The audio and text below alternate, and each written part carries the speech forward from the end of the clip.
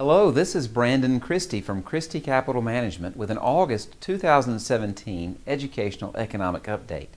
In this video, we'll talk about some of the economic headlines that influenced markets in July and to give you some insight into what they could mean for you as an investor. Please stay tuned at the end for a required disclosure statement. After a lackluster start to 2017, the U.S. economy quickened this spring, powered by strong consumer spending, which is helped by a steady labor market. The Commerce Department has said that growth in the gross domestic product, or the GDP, which is the economy's total output of goods and services, expanded at a 2.6% annual rate in April through June quarter. That's more than double the revised 1.2% pace in the first quarter. A slow first quarter, followed by a stronger growth in the spring, has been a familiar pattern over the past several years. Because of it, the government began combined efforts to manage shortcomings in the government's seasonal adjustment process.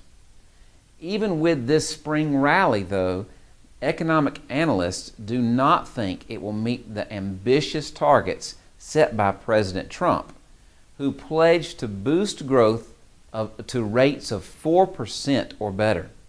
For 2017, economic experts believe growth will come in around 2.2%, which is where growth has been since the Great Recession recovery began in mid-2009. Much of the April through June strength came from consumer spending, which accounts for 70% of economic activity. Spending grew at 2.8%, up from 1.9% in the first quarter. The economy also benefited from modest inventory reductions that hindered first quarter growth. In other key categories, business investment in plants and equipment grew by 5.2%. However, housing constructions fell by 6.8%. This comes after a surge in winter because of warmer than normal weather. A national home builder organization has said that land and labor shortages are limiting the pace of construction, even as the nation faces a shortage of affordable housing. Economists predict that housing will resume growth in the coming quarter. Internationally, the U.S. dollar was weaker at the end of July. U.S. stock futures were pulling back, and European markets were in negative territory. But the Dow Jones Industrial Average, S&P 500, and NASDAQ all hit record highs at month's end. Technology stocks took a pounding because of now familiar speculations about overvaluation. A decline in healthcare and industrial stocks also had negative consequences for the S&P 500, and gains in telecoms, energy, and the consumer stocks did not offset these losses.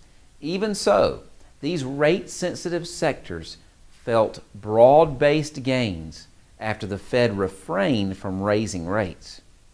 Well, that's it for the August Educational Economic Update. As always, if you have any questions or concerns about what we've discussed, please give our office a call at the number below. Please remember that nothing we talk about here is a recommendation.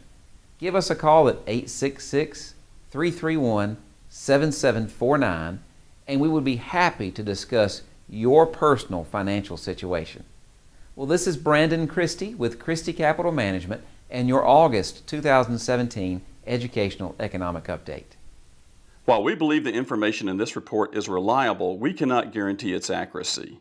Opinions expressed are subject to change without notice and are not intended as investment advice or a solicitation for the purchase or sale of any security. Please consult your financial professional before making any investment decision.